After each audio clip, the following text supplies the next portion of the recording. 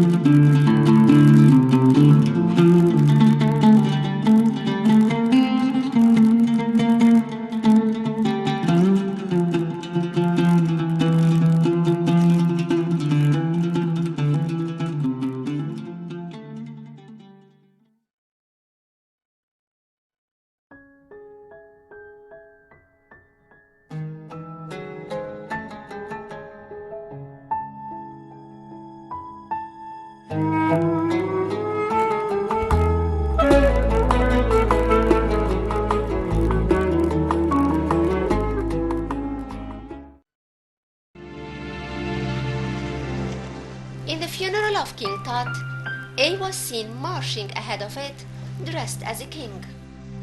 On the eastern wall of King Tut's burial chamber, a high-ranked man is seen specialized in the funeral. That man is the head of the army, Horemheb. A was represented in that scene as a king, which shows how A honored Horemheb and left no room for grudge or enviness into the soul of that young leader. But what happened later was covered with a pitch black curtain.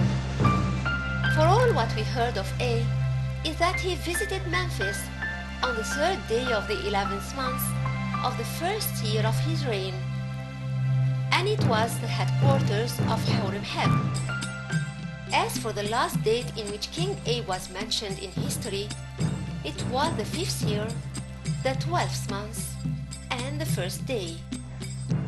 A might have died, or Horemheb could have revolted against him after the death of Ankh-es-Enpa Aton, his wife.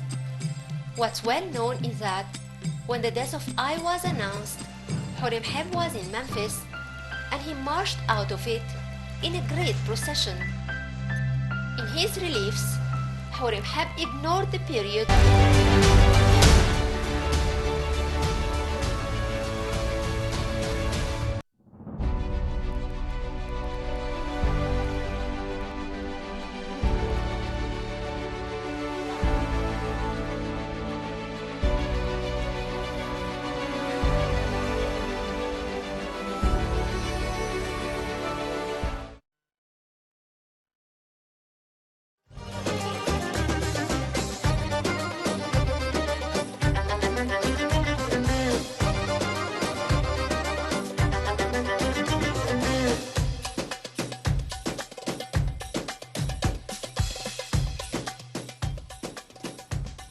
Welcome back. Well, as we promised in our intro, we are going to shed more light on the most important efforts exerted by the state to boost the private sector and to guarantee its share in our economic development process. To shed more light on the issue, we are very much delighted to have with us phone engineer Mustafa Wali, our economic expert and the former chairperson of the Egyptian Federation of Industry. Thank you very much for being with us, sir, and a very good morning. Thank you for having me, and happy Ramadan. Thank you, sir. Sir, President Abdel Fattah al-Sisi addressed the nation just after taking oath on Tuesday and yesterday when he attended the Egyptian family iftar. And in both speeches, he renewed the promise or the commitment of the state to boost the private sector and to try all the time to increase its